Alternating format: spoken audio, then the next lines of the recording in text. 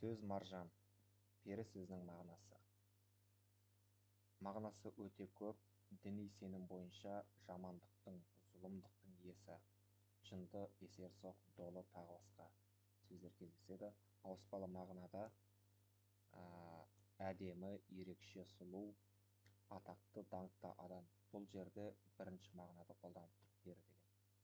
Екінші, зындан сөзінің мағынасы. Зындан дегеніміз тұтқынға түскен адамдарды қамау үшін жер астынан қазылған терең ор. Жорық сөзінің мағынасы. Бұл жерде шабуыл, шайқас, соғыс. Қазіргі кезде саяхат, серуен сөзінің синоним ретінде де қолданылады. Синоним ретінде. Пұл. Бұл жерде ақша, қаржы мағынасында қолданылған.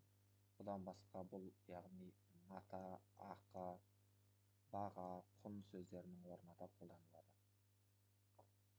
Шоқпар. Қатты ағаштан жасалған, басы жұмыр келген ерте кездегі қол қаруы. Қоржын. Зат салуға арналған жүннен, мақтадан тоқылған, матадан тігілген немесе теріден жасалған екі басы бар қапшық, қалта. Жорықшы. Жорықшы сөзінің мағынасы, жалпы жорық сөзінің мағынасы өте көп болғандықтан, бұл жерде шабуыл, ал оған қатысушы жорықшы деп аталады.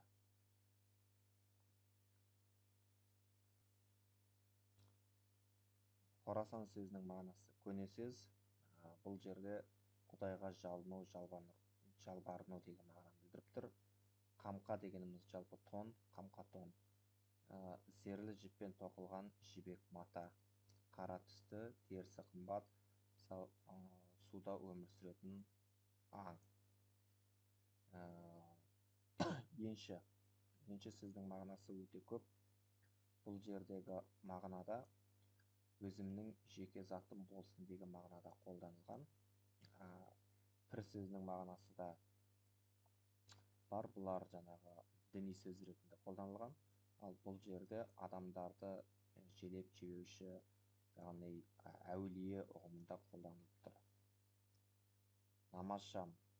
Кешкі намаз оқылатын кез, немесе ақша мезгілі деп аталады.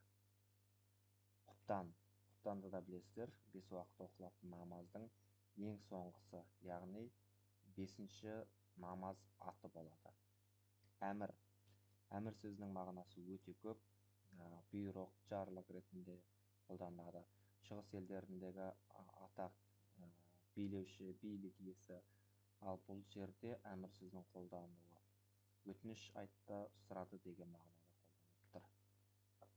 Күйме сөзінің мағынасы ол зат, үстін, жан-жағын былғарымен немесе қалың матамен қаптаған сәнді жеңіл арба. Қосын. Қосын сөзі бұл көне сөз, ескірген сөздер көне сөз деп аталады. Сондықтан жауынгерлер тобы, әскер, қалың қол деген мағынада да қолданылып тұр. Осымен бүгінгі сөз маржан атты тақырып аяқталды. Осы тақырыпта берілген сөздердің мағынасын түсіну келесі сабақта кездескенше сау саламатта болыңыздар.